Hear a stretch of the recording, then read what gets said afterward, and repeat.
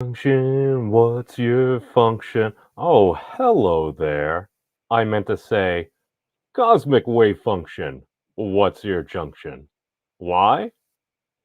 It's all oscillatory, bro. Here's the intro. Though I know I should be wary, still I venture someplace scary. Ghostly haunting, I turn loose.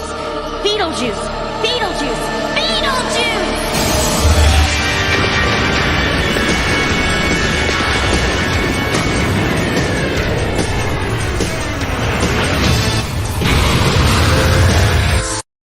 Hey guys, what's going on? Memes here. Yes, I realize it's late. I apologize. I hope everyone is having a wonderful Sunday, wherever you are, whatever is going on. I wish you a blessed day. Now, back to some science here. And part of this has been inspired by a number of folks. And then a Miss Sabina Hoppenstadt came out with this video the other day. Let's just listen to this momentarily. You wouldn't say electromagnetic waves vibrate, you'd say they oscillate. But just why? I don't know. For this reason, I think it's better to talk about oscillations than vibrations because it's clearer what it means. An oscillation is a I don't know. Have we talked about some oscillations before?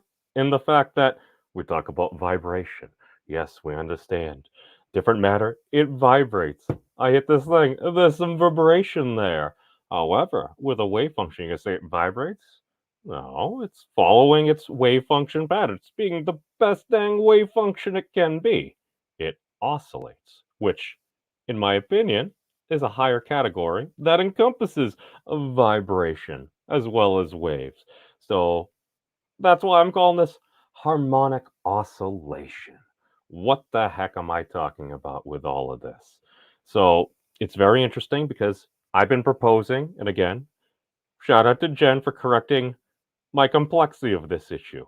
I was going to call it corpuscular lattice oscillatory cyclic kinesis. Yeah, what am I saying?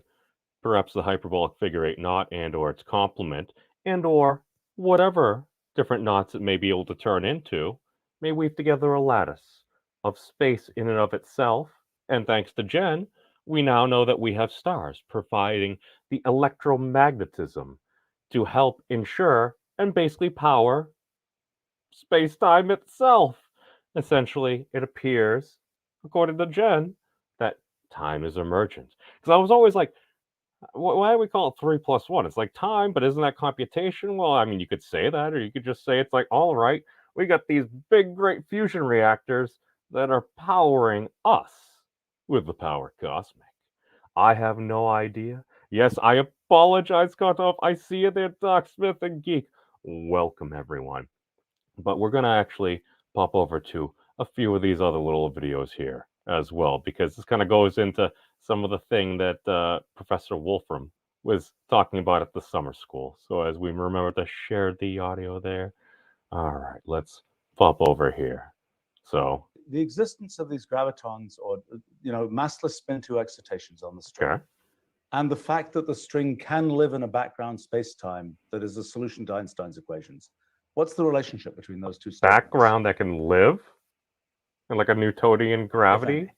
Wait, ask the question again. Which two Or statements? So I mean, insofar you've got two different indications of a role of gravity. One is that there are massless excitations, massless spin-2 excitations of the string, and the other is that the string can happily live in a classical background space-time that solves the Einstein equations. Is there a relationship between those two different kind of... A classical background that, let's just say, perhaps is solvable with some lattice construction. Basically, when you saw those pieces of fabric, you get the big ball, you get the smaller ball rolls to the other ball because of how it deforms essentially the world sheet. Continue. Indications of some relevance to gravity.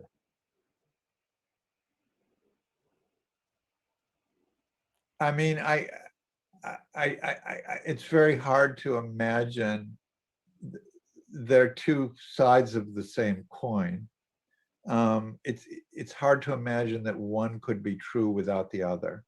Huh. Because once you once you say there's a spin 2 particle, we can use, Feynman's famous argument from the early 60s that general relativity is the only consistent interacting theory with a spin 2 particle. So once you say there's a spin 2 particle and there's a graviton, you get gravity, and so you get higher order terms, right? I mean, the Lagrangian doesn't have to have just that. Can't you? The argument about consistency of a theory with a spin 2 particle, it could have all kinds of higher order weird things beyond the Einstein-Hilbert action, I think. So higher dimension operators. Oh. Yeah. And those How are many there. dimensions? Maybe and 11? And the Clavier spaces solve the whole series. Maybe 10 plus 1? Okay. Okay, so anyway, so we should keep going with this history because I really want to get to the more modern stuff. So then. All right, we're gonna skip ahead a little bit. I made some little notes here. Okay. All I'm saying is just based upon this. The mission of explain the electron muon mass ratio is also not something that I expect to happen quickly. I appreciate that, Professor Wolfram, but I'm sorry. I'm sorry about this, but we gotta show this real quick. I apologize. The model has a value here. We'll throw it on. Wait. On the 9th digit, the standard model is now off. Okay. And this is what brought me all into this. And this is hearing the prediction of the muon G2 more than 12 hours before it was literally unsealed from the envelope. Say, standard model has a value here. We'll throw it on a number line somewhere. The link is in the thingy below in case you want to check again. It could just be some causality here, but what am I trying to bring up here is essentially if we actually pop over to, and again, I'm just putting this information out here.